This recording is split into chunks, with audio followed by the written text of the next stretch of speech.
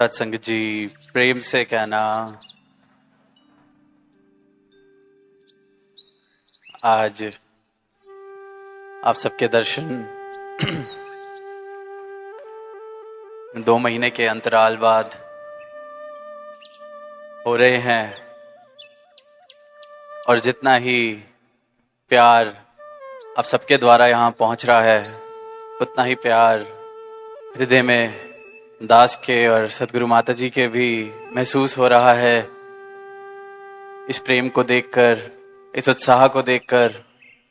इस नज़ारे को देखकर कि किस प्रकार यहाँ जैसे ही आगमन हुआ तो अभी से ही वो समागम की महक, सेवा की महक, खुशहाली की महक,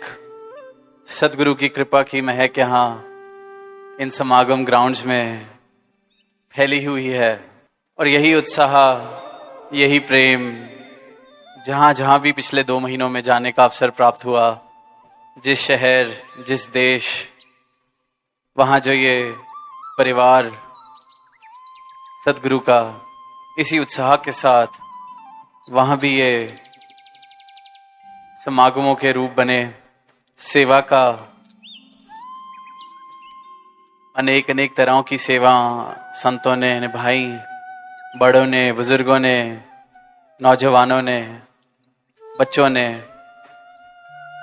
और चंद वर्षों में ही वहाँ भी परिवार का विस्तार होता सभी को महसूस होने लगा है। जहाँ पहली बार जाना हुआ, वहाँ से अब इस तरह की अरदास के सच्चे पातशाह यहाँ भवन बख्शा जाए, संगतें बढ़ रही हैं। तो ये जो आवाज सत्य की एक एक संत अपने जीवन द्वारा दे रहा है, सदगुरु की शिक्षाओं के अनुसार अपना जीवन जी के, ये भक्ति भरा जीवन जी के, तो जहां भी जाने का अवसर मिलता है, किसी से भी बात करने का अवसर मिलता है, तो यही एहसास कि हम कितने ही भाग्यशाली, कि इतनी बड़ी दौलत कितने सहज में हम सबके हिस्से आई है। क्योंकि संसार में जहां जहां भी, क्योंकि हर समागम पर संतों ने सुकून की बात की, वहां पे पीस विद इन के ऊपर विचार, गीत, और कोई भी जो पहली बार इस संदेश को सुन रहा था, पहली बार सत्संग में शामिल होने का किसी को अवसर मिला, हर एक से यही भाव सुनने को मिले कि ये जीवन में अगर सुकून आ जाए तो फिर और चाहिए ही क्या, और फिर रह क्या जाता है। दुनिया की सारी उपलब्धियां हासिल करने के बाद भी सबके यही भाव, चाहे कोई भी देश हो, कोई भी शहर हो। सदगुरु के प्रवचन जिसने सुने, इसने कहा ये जीवन में आ जाए तो जीवन ही बदल जाए। और वाकई ही एक एक स्थान पर जो संदेश सदगुरु के द्वारा दिया गया, जीवन में उतरने लग जाए तो वो जीवन स्वर्ग से कम नहीं, सुकून से कम नहीं। ऐसे ही भाव एक समागम पर जीवन को किस तरह से खुशहाल बना जा सकता है, किस तरह से सुकून की तरफ ये यात्रा और बढ़ाई जा सकती है। सदगुरु माता जी ने कहा कि जैसे पहाड़ हैं, वहां रास्ते नहीं होते, पर पैदल चल चल कर पगडंडियां बन जाती हैं। फिर वही पगडंडियां थोड़ी और बड़ी हो जाती हैं, वहां साइकिलें चलने लग जाती हैं, स्कूटर चलने लग जाते हैं। फिर वहीं पक्की सड़कें बन जाती हैं, तो रोड पर फिर गाड़ियां, ट्रक, फिर वही विस्तार उस रूप में उन पगडंडियों का इतना बड़ा हो जाता है कि कहाँ पहले सिर्फ एक पैदल यात्री चल रहा है, अब बड़े बड़े व्हीकल्स, बसें, तो सच्चे पातशाह ने कहा कि अपने जीवन में भी दुख को पगडंडियां ना बनाने दें, नेगेटिविटी को पगडंडियां ना बनाने दें, क्योंकि वो छोटी छोटी नेगेटिविटी, छोटे छोटे भाव, वैर के, नफरत के, ईर्ष्या के, निंदा के छोटे छोटे भावों से कहीं ये पगडंडियां इतनी बड़ी ना बन जाएं कि फिर दुख का ही आना जाना मेरे जीवन में चलता जाए। कहा कि अगर रास्ता बनाना है तो सुख के लिए, अपने जीवन में कुछ अगर नहीं दिख रहा जिससे सुखी हुआ जा रहा है, तो साथ वाले के जीवन में देख के अगर सुख दिख रहा है, उस सुख में खुद सुखी होना शुरू कर दो।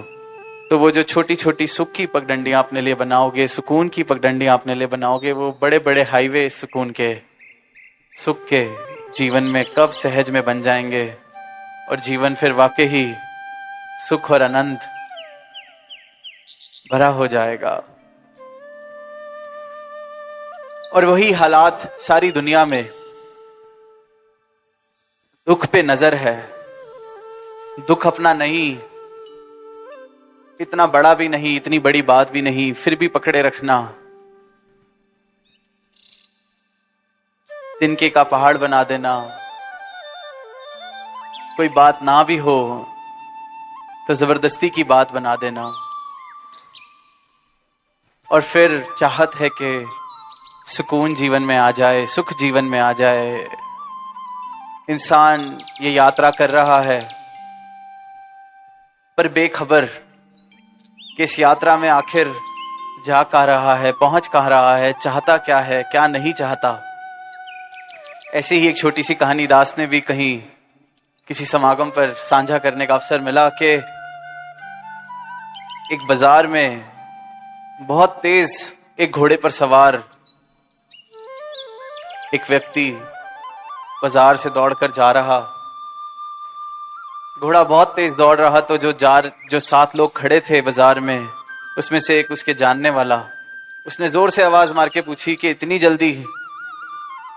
जल्दी में कहां जा रहे हो। तो वो घोड़े पे सवार जो इंसान है वो कहता है कि घोड़े से पूछो, मुझे नहीं पता मैं कहां जा रहा हूं, वो घोड़े से ही पूछ लिया जाए। तो जीवन पर हम सब भी सवार हैं बहुत तेज गति में, पर जा कह रहा है इंसान, वो इंसान कहता है कि वो मुझसे ना पूछो, क्योंकि जहां जा रहा है तो वहां रूप इसी प्रकार का दिख रहा है कि पतन की तरफ दिशा ले ली है मानवता ने। हमारे रिश्ते, हमारे सगे, हमारी मित्रताएं, सब में से प्रेम कहीं कम होता जा रहा है, और फिर यही शिकवा बन जाता है कि जीवन में प्रेम नहीं तो सुकून कहां से आएगा, कहां से फिर खुशियां आएंगी। और इसका बहुत बड़ा कारण है कि हम दिल की बात दिल से नहीं करते, मन में जो भाव हैं उनको कह नहीं पाते, जिससे जो कहना चाहिए उसके अलावा सारी दुनिया से कह देंगे। किसी ने अगर कोई गलती की है तो उस गलती को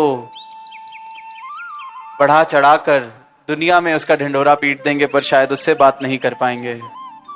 तो फिर शायर की वो पंक्तियां हैं कि गैरों से कहा तुमने, गैरों से सुना तुमने, कुछ हमसे कहा होता, कुछ हमसे सुना होता। कि जो गैर था उसको इस प्रकार से निमंत्रण दे दिया इस रिश्ते में,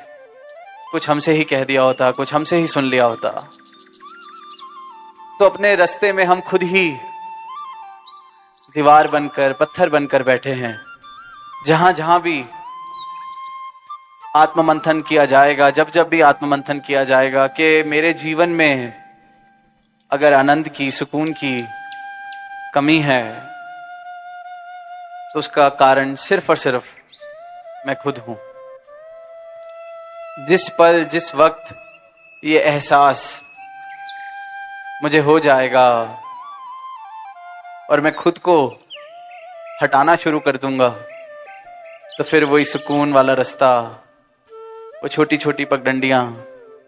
फिर वो सुकून के सुख के बड़े बड़े हाईवे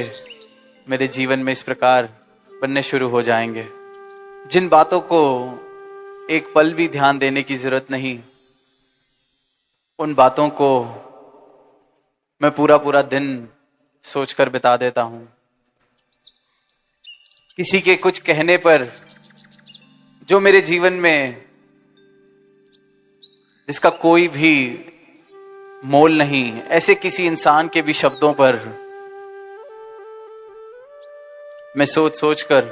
पूरा पूरा दिन बिता देता हूं। तो सुकून कहां से आएगा, सुखी कहां से होएंगे?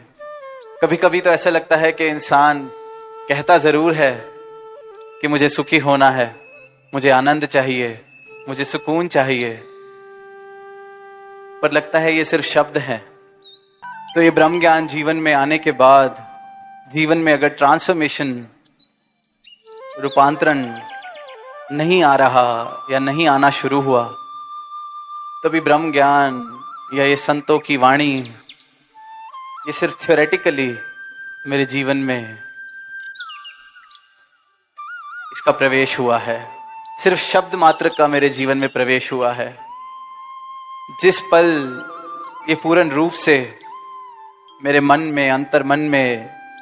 सदगुरु की इस दात का प्रवेश हो जाए, सदगुरु के उपदेशों का प्रवेश होना शुरू हो जाए, तो मेरे जीवन में एक ऐसा रूपांतर होना शुरू होता है, बल्कि दास कहेगा कि क्रांति होनी शुरू होती है। अक्सर दुनिया में क्रांति की बात की जाती है, रेवोल्यूशन की बात की जाती है, पर सबसे बड़ी क्रांति एक इंसान के जीवन में तब घटती है जब उसका जीवन अंधकार से प्रकाश में आके खड़ा हो जाता है। सबसे बड़ी रेवोल्यूशन अपने इस जीवन में झूठ से नाता तोड़कर सत्य से नाता जोड़ लेना है, और ये क्रांति सदगुरु एक एक इंसान के जीवन में घटा रहे हैं। और हम सबको इस रहमत का एहसास, इस परोपकार का एहसास अपने जीवन में जब तक बनाए रखेंगे, तो जीवन मेरा मूविंग टुवर्ड्स सुकून ही रहेगा, फेसिंग टुवर्ड्स सुकून ही रहेगा। और पूर्ण रूप से जिस वक्त अपनी मैं वाली झोपड़ी को खुद ही ढह देंगे,